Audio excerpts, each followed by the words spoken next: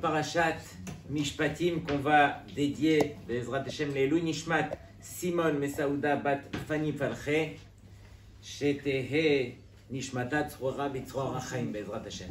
Alors, Rabotai, on a une belle paracha mais qui est assez originale. Pourquoi? Parce que lorsque on remarque qu'à la fin de Parashat Yitro, on a Aseret Hadevarim, Aseret Hadiberot, et à la fin de la paracha de Mishpatim, c'est là que les Béné Israël ont enfin accepté cette Torah comme il se devait par le Naaseh Venishma. Donc c'est vraiment à la toute fin de la paracha de Mishpatim. Donc la question c'est que pourquoi est-ce qu'il y a eu ce hefsek, cette coupure entre Aseret Hadiberot et le Naaseh Venishma qui a été dit par les Béné Israël à la fin de la paracha? Pourquoi est-ce que tous les Mishpatim ils ont été enseignés au milieu de cela? Qu'est-ce que la Torah vient nous enseigner? Avant d'en arriver là, alors je vous ferai remarquer déjà que dans les Aseret Hadiberot, Akadosh Baruch Hu, lui, a tout fait pour qu'on reçoive quelque part les tables de la loi, c'est comme ça qu'on les appelle, mais d'un côté, il y a les commandements qui traitent de Ben Adam la Makom, et de l'autre côté, Ben Adam la Havero. Et donc, si vous remarquez bien, Akadosh Baruch Hu, lui, qu'est-ce qu'il a voulu faire? Il a voulu faire que ça soit vraiment de manière équitable. Ça veut dire vraiment qu'il y ait une parité entre Aseret Hadiberot qui s'adresse Ben Adam la Makom et ceux de Ben Adam la Havero. Mais d'un côté, alors si on compte le nombre de lettres pour Ben Adam la Makom, il y a en tout 533 lettres du côté de Ben Adam la Makom. Du côté de Ben Adam la Havero, il n'y en a que 87. En tout, ça fait 620. Pourquoi 620? Ça représente les 613 mitzvot de la Torah, plus les 7 midei Rabbanan, en tout 620. Mais encore une fois, pourquoi est-ce que Akadosh Baruch Hu, il a fait comme ça? 533 et 87 de l'autre côté. Akadosh Baruch Hu, il dit, regardez bien, lorsque d'un côté j'ai mis 533, c'est que j'ai dû rapetissir vraiment toutes les lettres pour qu'elles puissent rentrer à l'intérieur. Et de l'autre côté, les 87, j'ai dû au contraire les agrandir. Mais le message d'Hachem était uniquement pour nous faire réaliser encore une fois que le but est la chose la plus importante. On veut tous se rapprocher d'Hachem. On veut tous réussir. On veut tous avoir quelque part cette Yirat Shamayim, ces midot. Akadosh Baruch Hu, il te dit, attends. Le plus important pour moi, je te le montre au travers des Aseret Hadiberot. Rapproche-toi d'abord de ton ami. Je te le montre en toutes lettres. J'ai mis peu de lettres que j'ai agrandies pour te faire réaliser quelle est la chose la plus importante pour moi, Kadosh Baruch Hu. Que tu comprennes que les Aseret Hadiberot qui s'adressent Ben Adam la Havero, ce sont les plus importantes. Ce sont elles qui vont te permettre de te rapprocher de Akadosh Baruch Hu. Donc, dans un premier temps, réaliser que Ben Adam la Havero, c'est la chose la plus importante. La preuve en est, c'est que aussitôt qu'on commence par Ve'ele HaMishpatim, voici les lois que Akadosh Baruch Hu vient nous enseigner. Ce sont des Mishpatim. Et les Mishpatim, réellement, s'adressent à tout le monde. Les Juifs comme les Goïm. Pourquoi? Parce que ce sont des lois qui sont logiques. Ce sont des lois qu'on est obligé de respecter dans une société. Bien que le pasuk nous dit « Mishpatim bal yedaoum ». Les Goïm ne connaissent pas les Mishpatim. Pourquoi ils ne connaissent pas les Mishpatim? Eux aussi, ils ont dans leur code pénal, ils ont tellement de lois qui ressemblent aux nôtres. Parce que les Goïm, en deux mots, ils ont des baté dinim qu'on appelle baté arkaot. Arkaot, et Rashi dit, que veut dire arkaot? Ki hakol aruch lefi sichlam. Parce que tout est mesuré selon leur intelligence. C'est pas qu'on veut dire que nous, on est plus intelligents qu'eux, mais eux vont décider en fonction de leur logique à eux. Pendant que nous, on a la logique d'Hachem. Nous, on cherche le Emet. C'est uniquement la Torah qui peut nous amener à un Emet pareil. Première halakha qui est citée ici, on parle bien sûr du Eved Ivri. Tout de suite après, imaginez, tout de suite après Aseret Hadiberot, on reçoit la Torah. Alors, venez vous asseoir, on va vous enseigner les halachot de la Torah. Première mitzvah, Eved Ivri. De qui est-ce qu'il s'agit? un juif qui, le malheureux, il a dû voler. Il n'avait pas les moyens. Finalement, on l'a attrapé, on lui a demandé de rembourser, il n'avait pas. On l'a emmené, il s'est fait juger par le Beit Din, et ensuite, on a dû le vendre, et par son travail, il devra rembourser la dette. Tu me parles directement du Eved Ivri. Akadosh Baruch Hu, il dit, mais vous ne réalisez pas. Imaginez un Rosh Yeshiva qui a 2 enfants, 2 garçons. Le premier, Mamash, un tzaddik, midot, il a tout pour lui, bla inara. Le deuxième, aïe, lui, quelque part, il file dans le mauvais coton et il a besoin qu'on l'aide, qu'on le rattrape. Akadosh Baruch Hu, il dit, mais est-ce que je vais m'occuper du tzaddik? Le tzaddik, déjà, ça y est, il se prend en main. Je vais m'occuper de celui qui a besoin d'aide. Eved Ivri, on commence par lui. Et donc, Hachem, encore une fois, vient nous montrer, vient nous ouvrir les yeux. Faites attention au Ben Adam Lahavero. Ce sont les choses les plus importantes. C'est lui qu'on a besoin d'aider. Avant de revenir sur le Eved Ivri, regardez bien ce que la Gemara dans Masechet Kiddushin vient nous enseigner. La Gemara, regardez bien. Avant de lire la Gemara, c'est marqué Kama gadol vechashuv be'ene Hashem.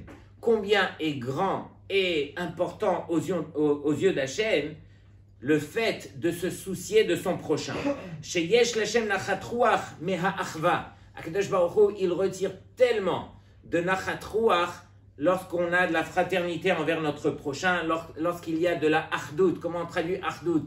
L'unité. Shehu meshalem al-kach beyeshuot gedolot. Parce que Hachem, il est prêt à payer pour cela énormément. Il paye non pas avec de l'argent, il paye par des yeshuot. Celui qui cherche à avoir des miracles dans sa vie, celui qui cherche des réponses, sachez que aider son prochain, se soucier de son prochain, c'est la meilleure façon d'y arriver. Et donc la Gemara dans Masechet Kiddushin Daf Lamed Aleph nous enseigne. Darash Oula Rabba. Il y avait Oula le grand qui était en train de tirer une dracha à Pitra Deven Essia, à la porte du Bet Hamidrash du Nassi. Et il a dit comme ça, le Teilim, le Pasuk nous dit comme ça, Yoducha Hashem Kol Malche Aretz. On doit te remercier Hashem. Qui c'est qui va te remercier Hashem? Kol Malche Aretz, tous les rois du monde, Ki Sham'u Imreficha, car ils vont entendre qu'est-ce qui va sortir de ta bouche. Et là, regardez bien ce que les goïms viennent accuser Akadosh Baruch Hu. Regardez comment ils disent. Ma'amar picha lo ne'emar. C'est pas marqué dans le pasuk. Ma'amar picha, ce sont les paroles de ta bouche. Et la imre ficha. Et sur cela, la Gemara elle dit que imre, c'est au pluriel. C'est pas ma'amar, c'est imre au pluriel. Cela vient nous enseigner que besha'a she'amar Akadosh Baruch Hu. Anochi Hashem Elokecha velo yeh lecha Elokim acherim. Alors, une fois que Hachem a donné les 2 premiers commandements, Anochi et Elohieh, alors Amrou Mot Haolam Lichvod Atzmo Hu Doresh. Pour qui est-ce qu'il a dit cela? Pour qui est-ce que Akadosh Baruch Hu, il s'est adressé? Il s'est adressé pour lui-même, pour son kavod. Regardez, Anochi Hachem, c'est moi. Et vous n'avez pas le droit d'avoir d'autres dieux. Donc quelque part, il le fait pour lui. Sur cela, donc on a bien compris la chutzpah. Kevan she'amar kabed et avicha ve'et imecha. Une fois qu'ils sont arrivés de l'autre côté des Aseret HaDiberot sur kabed et avicha ve'et imecha, hazru ve'hodu lema'amarot harishonot. Ils ont dit non. Là on a compris que finalement le but était d'arriver à son prochain. Akadosh Baruch Hu a commencé par le côté qui le concerne à lui, mais c'était pour arriver à l'autre côté du Ben Adam Lahavero. Et ce côté de Ben Adam Lahavero, regardez bien qu'est-ce qu'il vient nous enseigner. Shekevan shechayav Adam bichvod aviv veimo. Que du fait qu'un homme, il a l'obligation de respecter ses parents, shehem shutafim bayetzira. Que les parents, eux, ils sont associés donc dans la création du monde. Akadosh Baruch Hu, il dit Kol sheken shechayav hu bichvod aborei atzmo. De là, on apprend par Kol sheken qu'on a l'obligation de respecter son créateur. Chez Yatzaroto, que c'est Hachem qui nous a créés. Ve'av chayav umoto mosrim beyado. Et bien sûr qu'on dépend complètement de Hachem. la vie, la mort, etc. Tout dépend de Hachem. Mais Hachem vient te l'enseigner au travers justement des Aseret Adiberot, où il vient te dire, tourne-toi du côté du Ben Adam Nachavero, et tu comprendras que tout ce qui a été enseigné au départ, c'était uniquement pour en arriver là. Il y a un autre verset où on apprend la même chose, Rava Amar Meacha, de ce verset, Rosh Devarecha Emet, c'est marqué le début de tes paroles, il vient nous enseigner le Emet. Et sur cela, la Gemara a dit, Rosh Devarecha, Velo Sof Devarecha, c'est uniquement le début qui vient t'enseigner la vérité, non pas la fin des paroles d'Hachem. Sur cela, on répond, et la Misof Devarecha Nikar chez Rosh Devarecha Emet. C'est de la fin des paroles d'Hachem, de la deuxième partie des Aseret Adiberot, alors qu'on va dévoiler encore une fois les paroles d'Hachem. C'est les paroles d'Hachem que Akadosh Baruch Hu, il nous enseigne, c'est-à-dire qu'il veut absolument qu'on apprenne à se tourner vers son prochain. Rabotai, il y a une quarantaine d'années, à Jérusalem, dans une des yeshivot les plus prestigieuses qui se trouvait à ce moment-là, la yeshiva de Kol Torah, le Rosh Yeshiva, c'était nul autre que le Rav Shlomo Zalman Auerbach. Ce Rav était un ange sur terre. Il avait une face qui rayonnait, il avait un sourire aux lèvres qu'il ne pouvait pas enlever, et tout le monde l'appréciait. Mais il a été apprécié de manière étonnante, depuis le parti Meretz, le parti anti-religieux, jusqu'au Neturei Karta, tout le monde l'appréciait. Lorsque il est niftar, on ne peut pas imaginer qui c'est qui n'est pas venu. Tout le monde était là pour sa levaya. Mais ce Rav était un des gdolim de la génération. Il nous a offert un livre qui est incontournable dans tout ce qui tourne autour des Hilchot Shabbat, au niveau de l'électricité, au niveau de tout cela. Ce livre s'appelle Minchat Shlomo. Et donc, voici que ce Rav a perdu son épouse 3 ans avant que lui ne soit niftar. Et lorsque la rabbinite est nifteret, alors bien sûr, tout le monde est venu pour le kavod du gadol, et ses élèves les plus proches ont eu très peur pour lui parce qu'il était déjà à un âge très avancé, il était assez faible, et donc ils se sont mis autour de lui, ils ont mis les mains, ils se sont attrapés par les mains, et ils ont fait comme ça une bague. Et ils ont mis le Rav au milieu, comme ça personne ne pourra venir le déranger ou quoi. Et donc, le Rav, il a demandé à ses élèves, rapprochez-moi du corps. Et donc, on a rapproché le Rav du corps et il s'est adressé à sa femme, les derniers moments avant d'enterrer sa femme. Alors chérie, tu sais très bien que je ne dois pas te demander pardon pour quoi que ce soit. De ma vie, je ne t'ai jamais fait quoi que ce soit qui aurait pu t'offenser ou te faire de la peine de n'importe quelle façon. Mais si je te demande pardon, c'est uniquement parce que le minhag est de demander pardon. C'est la raison pour laquelle je te demande pardon. Cette histoire, elle est connue, elle est écrite dans tous les livres.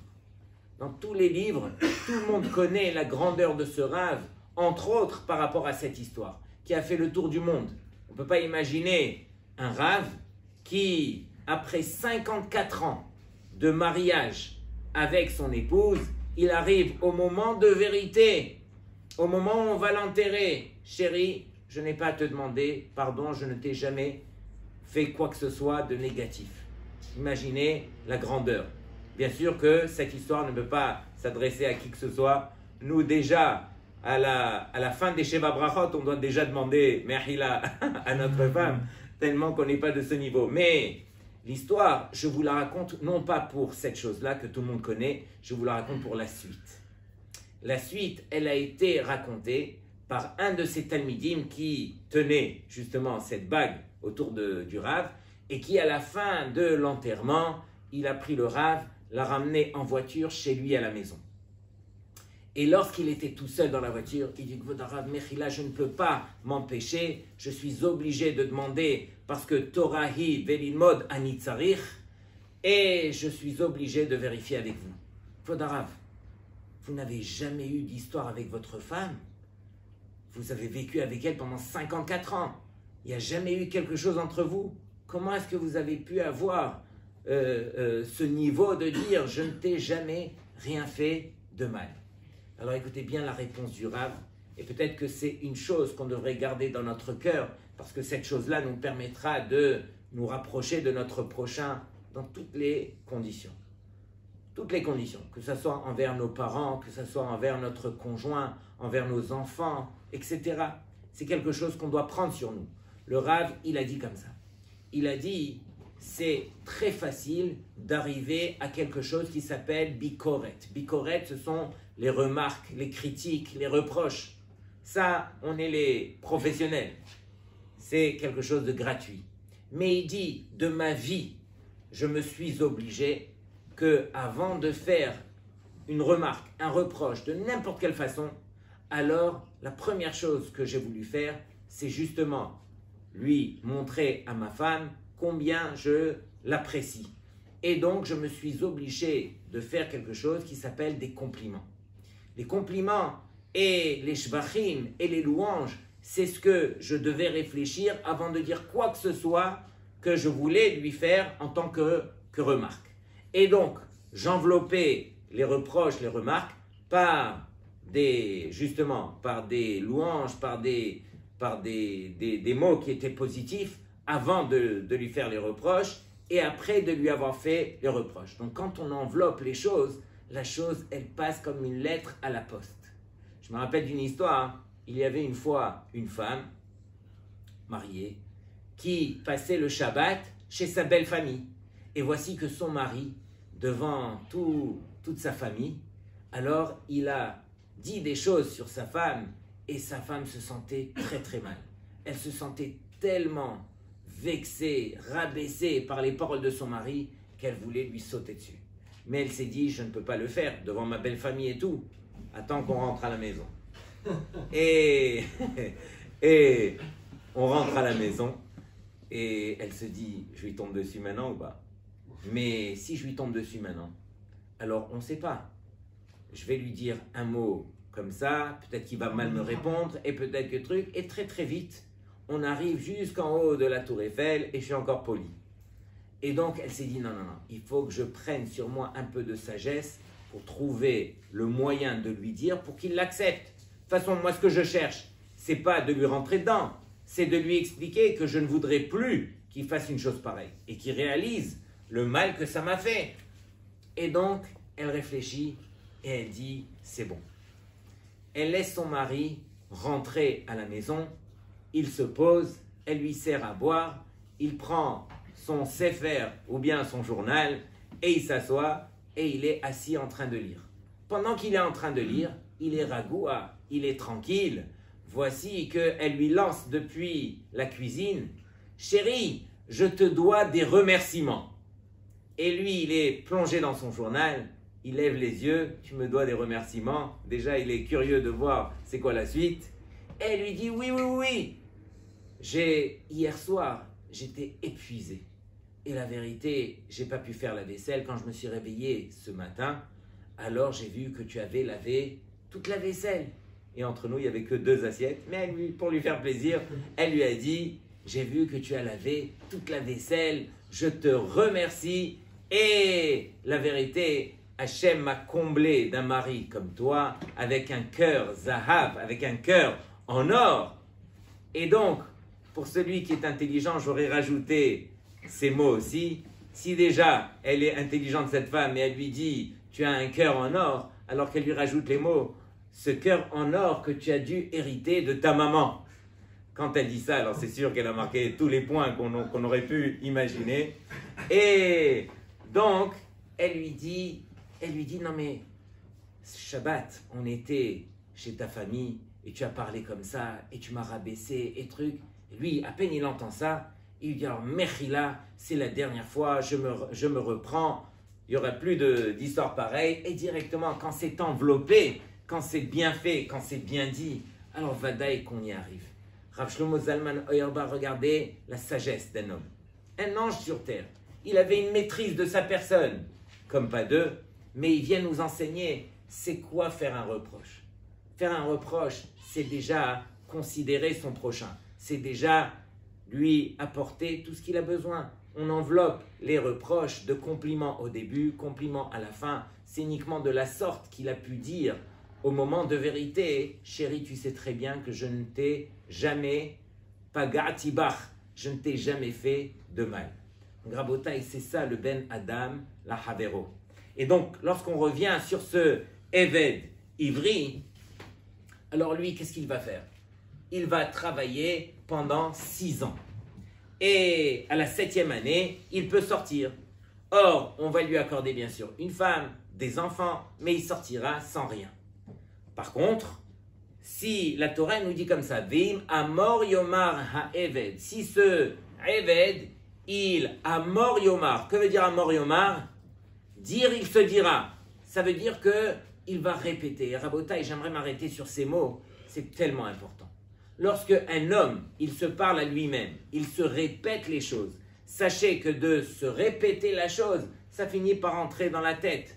Ça devient notre vérité. Et donc, si on s'habitue à dire des mots qui sont positifs, alors à l'intérieur de soi, on va devenir positif. Par contre, si on se dit « Non, mais moi j'aime mon maître, j'aime ma femme, j'aime mes enfants », mais attends, mais tu as été esclave là-bas. Tu as été serviteur justement pour pouvoir payer tes dettes. Une fois qu'on te permet de sortir, rien que sort, ça y est, reprends ta vie, reprends-toi en main. Mais lui, pendant ces 6 ans, il s'est tellement répété dans sa tête, j'aime ma femme, j'aime mes enfants, que c'est devenu sa réalité, il ne veut plus sortir pour autant, et donc il reste coincé à l'intérieur. Quelque part, on essaye d'éduquer cet homme qui lui a fauté, mais on veut l'éduquer de la bonne façon. Mais ce que nous, au moins, on doit en retirer, c'est qu'il faut faire attention. De la manière dont on se parle, même à l'intérieur de soi, c'est de la manière dont on va devenir. Ok? Et donc, le plus important, c'est justement apprendre à réaliser un petit peu qu'est-ce que Akadosh Baruch Hu, il attend de nous. Je vous ai dit au départ que ici, Akadosh Baruch Hu, qu'est-ce qu'il a fait? Il nous a donné la Aseret HaDiberot. Tout de suite après, il y a ce Hefsek qui fait coupure, les Mishpatim, entre la fin de la paracha, dans le Perek Kaf Dalet, où là-bas, les Béné Israël, enfin, ils vont dire Naase Venishma. Au début, ils disent uniquement Naase. Vous avez vu ou pas? Vayaran kol ha'am kol echad vayomeru. Le peuple a répondu en une seule voix Kol advarim asher diber Hashem Naase. Toutes les choses que Hashem nous a demandé de faire, Naase, on fera. Mais ça, c'est pas dans Mishpatim, ça, c'est dans Yitro. C'est dans Mishpatim. Ah, c'est vrai. Ok, je te dis Perek Kaf Dalet dans Mishpatim. Et à la suite de ce verset, alors on voit à la toute fin où là les Béné Israël, ils ont dit Naase Venishma Vaikar Sefer Aberit Vaikra Beoznei Ha'am Vayomeru Kol Asher Diber Hashem Naase Venishma. Tout ce que Hashem nous a enseigné, alors on sera prêt de faire. Donc Rabotai, regardez bien. Ici, il faut réaliser que toutes ces lois qu'Akadosh Baruch Hu a accordées aux Béné Israël, les Béné Israël ont réalisé combien le Ben Adam la Havero, il était tellement important. Et donc, quand les Béné Israël, ils ont apprécié le fait que Akadosh Baruch Hu, tout ce qu'il veut, c'est qu'on arrive à se rapprocher de son prochain, alors là, les Béné Israël étaient arrivés à ce niveau de pouvoir accepter, quelque part, entre guillemets, cette Torah, mais Ahava. Au début, ils l'ont reçu, mais qui c'est qui n'a pas eu peur, qui c'est qui n'a pas craint la parole d'Hachem lorsque Hachem s'est adressé et a dit Anochi Hachem Elokecha. Anochi Hachem Elokecha, les Béné Israël, ils ont reculé de 12 000. Ils ont eu tellement peur que par Chanishmatam, leur Neshama, elle a volé. On ne comprend même pas ce qui s'est passé là-bas. Mais c'est sûr que quand Hachem s'est adressé à eux, alors ils ont eu une peur. Mais en fin de compte, ils ont compris qu'est-ce qui était marqué dans cette Torah. Que toute cette Torah, elle tourne autour du Ben Adam HaHavero en premier lieu. Ce sont tous les problèmes qu'il y a avec son prochain, les problèmes de dommages et intérêts, les problèmes de Nezikin, les problèmes de Shomrim. Toutes ces halachot sont citées directement après la Aseret HaDiberot, qui a permis au Béné Israël justement de se prendre en main à ce niveau, de réaliser que je me tourne vers mon prochain pour pouvoir me rapprocher d'Hachem. C'est ce qui leur a permis d'arriver, de dire Naase Venishma. Comme on sait, une des halachot qui est marquée ici, c'est que en tant que Dayan, on n'aura pas le droit de prendre, bien sûr, un shochad. C'est quoi un shochad? Un pot de vin. quelqu'un qui va t'offrir un cadeau de n'importe quelle façon, tu n'auras pas le droit d'accorder de l'importance à ce cadeau. Pourquoi? Parce que justement, Akadosh Baruch Hu, il te demande d'arriver au din shel emet. Si tu veux arriver au vrai din, le din de la Torah, tu n'auras pas le droit d'être soudoyé, etc. Le problème qu'on a, c'est que on est tous des dayanim. On ne doit pas attendre d'avoir la barbe blanche avec la grande robe pour s'asseoir les 3 dayanim qui vont juger les béné Israël. On est tous des dayanim de sa propre personne. Et je m'explique. Chacun d'entre nous, on doit apprendre à se juger au quotidien. Chacun d'entre nous, on doit se prendre en main. Chacun d'entre nous, on doit apprendre qu'est-ce que Akadosh Baruch Hu, il attend de nous. Or, le problème, c'est que si on veut être dayan de notre propre personne, on a un shochad. C'est quoi le shochad? C'est quoi le pot de vin que nous-mêmes, on a sur nous-mêmes? C'est quoi? Non. C'est quoi le Yetzer Hara? C'est que Adam Karov etzel atzmo. Un homme, il a son intérêt personnel. Il veut défendre sa personne.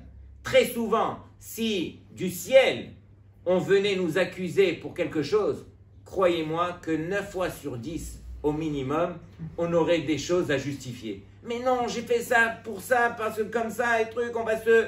Et comment on peut se justifier? Si du ciel, on vient te dire quelque chose, c'est que c'est la vérité. Comment est-ce que tu peux aller à l'encontre de la vérité? Justement parce qu'on est Nogea Badavar. On a ce shochad qui est à l'intérieur de nous. Or, comment arriver à retirer ce shochad pour enfin devenir dayan de sa propre personne? Rabotai, écoutez ce que Rav Wolbe il dit. Adam Karov etzel atzmo. Un homme, il est proche de sa personne. Un homme, il s'aime. Un homme, toute sa vie, c'est lui. Il se regarde au miroir, c'est moi le plus beau. C'est moi qui vais réussir. C'est pour moi que Hachem, il a créé tout ce monde. Bien que c'est vrai de réfléchir de la sorte. C'est marqué que Chayav Adam Lomar, que Akadosh Baruch Hu, Bishvili Nivra Ha'olam. Mais il y a une limite à cette chose-là. Regardez bien. En od meshuchad me'asher Adam klape atzmo. Il n'y a pas de plus grand meshuchad, de plus grand, comment on dit, soudoyer que l'homme envers sa propre personne. Et il se cache derrière les choses pour ne pas distinguer la vérité.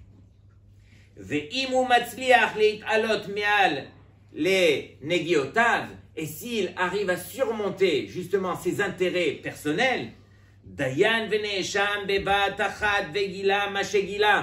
alors enfin il pourra devenir dayan sur sa personne et dévoiler les choses en lui qui devraient changer, sur lesquelles il devrait s'améliorer. Et donc, tout ça pour dire que, dans tous les cas, un homme, il doit apprendre aussi à voir la vérité sur lui-même. Mais Rav Wolbe continue et il dit, je n'aimerais pas que vous compreniez que c'est uniquement sur le côté négatif qu'il y a à l'intérieur de vous. Sachez voir le côté positif qu'il y a à l'intérieur de vous. C'est ce côté positif qui vous permettra de grandir. Lorsque je dois apprendre à me juger à moi-même, alors que j'apprenne à me juger aussi et surtout par rapport à mes qualités. Je peux aller voir mes parents, je peux aller voir des gens qui m'aiment bien et qui peuvent me dire, voilà, je vois en toi telle et telle chose qui est assez spéciale. Et chacun d'entre nous, chaque Ben Israël, il a un truc qui lui est propre à lui, un truc qui est spécial. C'est ça la grandeur de Hachem qui a créé l'homme. Mais lorsqu'on réalise le bien qu'on représente, alors on peut se retourner vers Hachem et dire à Hachem, ok, j'accepte les reproches, j'accepte de changer telle et telle chose parce que je comprends que je suis là pour m'améliorer. Donc Rabotai, ve'ele hamishpatim asher tasim lifnehem, que tu mettras devant eux et non pas devant les goïms, parce que nous on est là pour s'améliorer, pour se coller à son prochain, pour faire des efforts, pour changer, pour se transformer. C'est ça, ve'ele hamishpatim, qui nous amèneront à pouvoir dire les secrets que même les anges n'ont pas pu découvrir sur terre du Naaseh Venishma. Shabbat Shalom.